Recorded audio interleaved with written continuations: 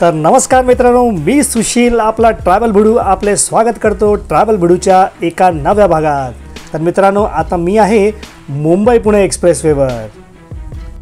आता पुढच्याच आठवड्यात गणपती येत आहेत, पण मला गावाला जायला मिळेल की नाही माहीत नाही। तर आपला मुंबई गोवा महामार्ग हळूहळू सुधारतोय, पण तरी कितीही झालं तरी पावसाळ्यात त्याची दैना व्हायची ती होतेच।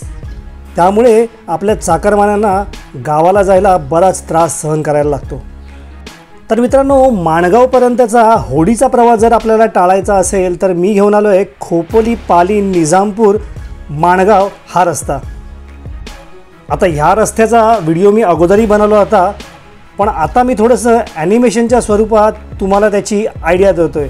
बऱ्याच लोकांना हा रूट माहिती आहे, पण मला वाटतं बऱ्याच म्हणजे 80% लोकांना तरी हा रूट माहिती नसेल किंवा ते लोक रेफर करत नसतील। पण तुमच्या गाड्यांची जर अवस्था वाईट करून घ्यायची नसेल तर पावसाळ्यात ह्या रूटचा नक्की उपयोग करा।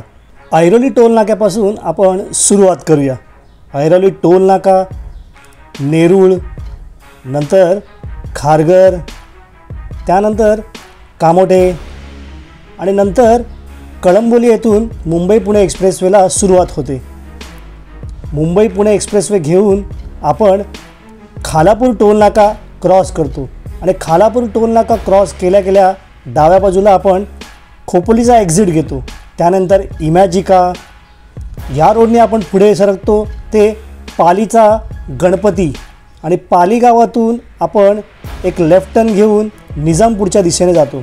त्यानंतर एक राईट टर्न, नंतर मुळशी भिरा नाका आणि नंतर निजामपूरला एक महानगर गॅसचा CNG स्टेशन झालं आहे आणि त्यानंतर माणगाव। असा आपला प्रवास असतो। यामध्ये तुम्हाला दोन ऑप्शन आहेत, एकतर तुम्ही मुंबई पुणे एक्सप्रेसवेने जाऊ शकता आणि खालापूरला एक्झिट घेऊ शकता, तर तेव्हा तुम्हाला 240 रुपये टोल द्यावा लागेल। नाहीतर ओल्ड मुंबई पुणे हायवेने गेला तर शेडूंचा 45 रुपयाचा टोल लागतो फक्त, आणि एक 10-15 मिनटं थोडीशी जास्त लागतील। जर तुम्हाला 240 रुपयाचा टोल वाचवायचा असेल तर तुम्ही जुन्या मुंबई पुणे हायवेने जाऊ शकता। आता हा समोरचा ब्रिज लक्षात ठेवा, याच ब्रिजने आपल्याला उजवीकडे जायचं आहे। पण तत्पूर्वी आता बघा, हा आला हा समोरचा खालापूरचा एक्झिट। इथे डाव्या बाजूला हा नेहमी लोकांचा चुकतो, तर इथे तुम्ही गाडी व्यवस्थित स्लो करा। जसा तुमचा खालापूरचा टोल नाका जाईल त्यानंतर डाव्या बाजूलाच गाडी ठेवा। नंतर अशी गाडी आपण डाव्या बाजूला घेऊन नंतर एक शार्प U-टर्न घेऊन उजव्या बाजूला जायचं आहे। पण मला आता इथे खालापूरजवळ एक CNG स्टेशन आहे, त्यामुळे मला तिथे CNG भरायला जायचं आहे आणि नंतर मी पुन्हा ह्याच रोडनी येणार आणि पालीच्या दिशेने जाणार। CNG कारधारकांसाठी हाही ऑप्शन एक चांगला आहे, कारण इथे जवळपास एक मला वाटतं 2 CNG स्टेशन्स आहेत। ऐरोली टोल नाक्यापासून खालापूरचे अंतर म्हणजे या CNG स्टेशनचं अंतर जवळपास 60 किलोमीटर आहे।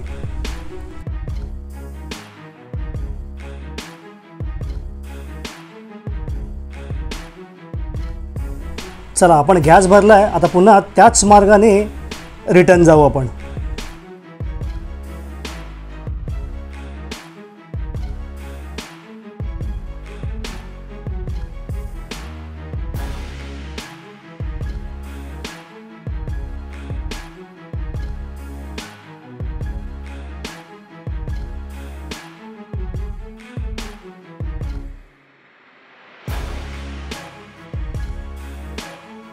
आता बघा, हा जो ॲरो दाखवतोय त्या मार्गाने आपण आलो, तर तिथून जर आलो आता तर आपल्याला हा लगेच राईट टर्न घ्यावा लागतो।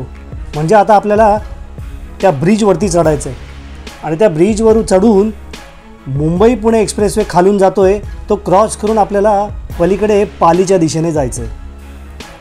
आता या ब्रिजवरून गेल्यानंतर आणि नंतर आपण ब्रिज क्रॉस केल्यावर लगेच एक डाव्या बाजूला शार्प टर्न येतो।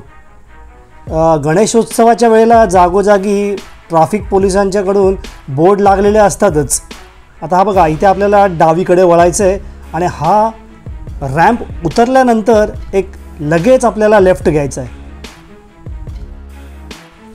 हे बघा, हे असे बोर्ड जागोजागी लावलेले आढळतात। आता हे बघा, इथून आपल्याला डावीकडे वळायचं आहे आणि ह्या टँकरच्या मागोमाग जायचं आहे। मी थोडा वेळ थांबलो होतो, त्यामुळे टँकर नाहीसा झाला। आता आपण पालीच्या रस्त्याला लागलो आहे. हा रस्ता अगदी व्यवस्थित कॉन्क्रीटचा आहे, त्यामुळे तुमची गाडी अगदी उत्तम स्थितीमध्ये राहणार आहे तिथे. आणि निसर्ग इतका उत्तम आहे की पावसाळ्यात कोकणातून जाण्याचा आनंद तुम्हाला नक्की इथे घेता येईल. रस्ता सिंगल आहे, रस्ता थोडासा चिंचोळा आहे, त्यामुळे तुम्ही आपल्या गाड्या इथे थोड्याशा सावकाश हाका.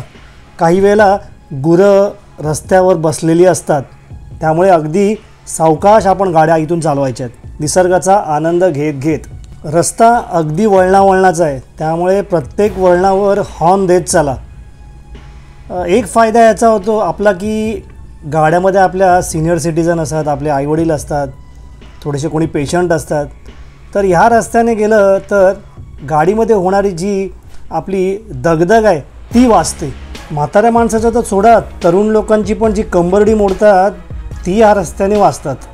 यूट्यूबवर इतक्या लोकांनी या रोडबद्दल व्हिडिओ बनवले, पण तरीही हा रोड बऱ्याच लोकांना माहीत नसेल, कारण सगळेच जण यूट्यूब बघत नाही ना. म्हणून मी म्हटलं मला कुठे जायला मिळत नाही आहे, तर म्हटलं घरी बसल्या अजून एक व्हिडिओ बनवून टाकूया. तेवढाच गणपतीपूर्वी कंटेंटचा कंटेंट होईलच आणि लोकांना फ्रीमध्ये मदतही होईल.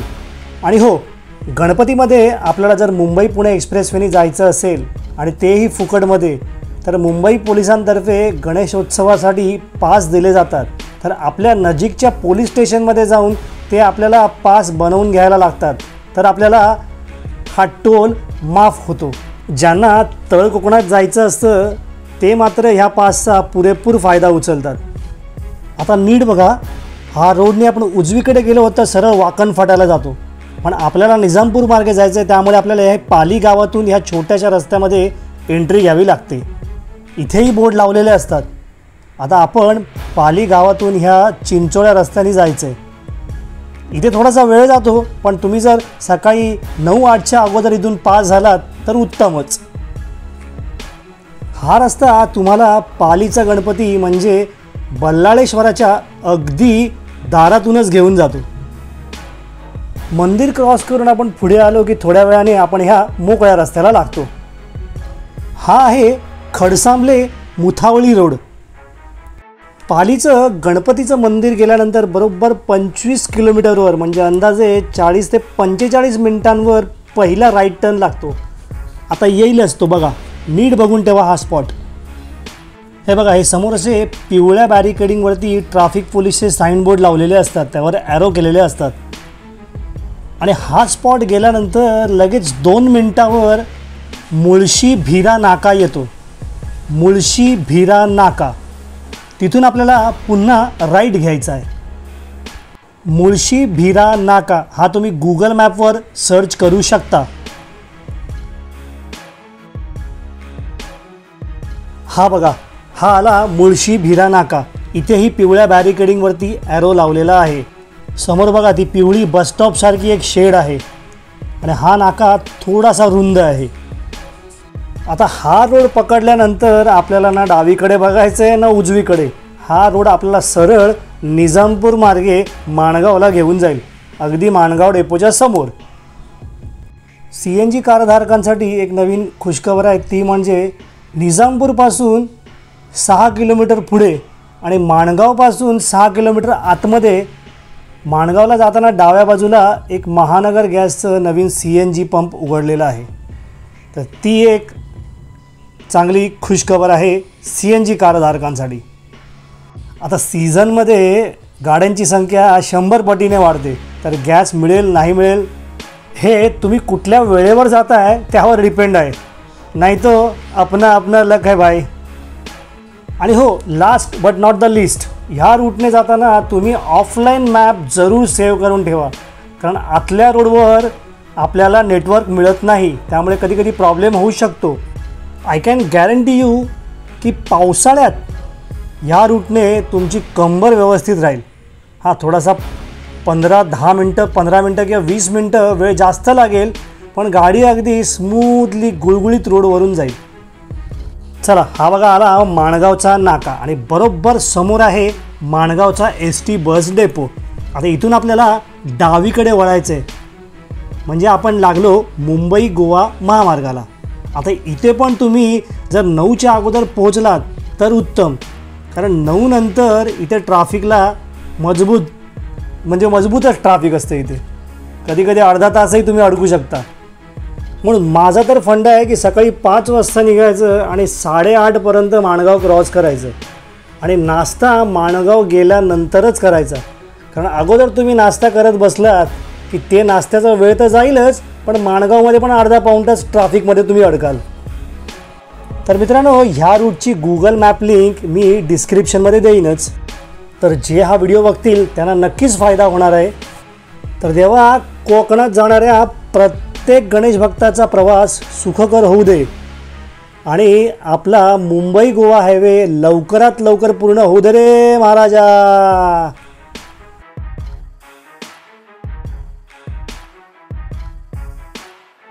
तर मित्रांनो, स्वस्त रहा, मस्त रहा आणि पाहत रहा आपले चॅनल ट्रॅव्हल भिडू.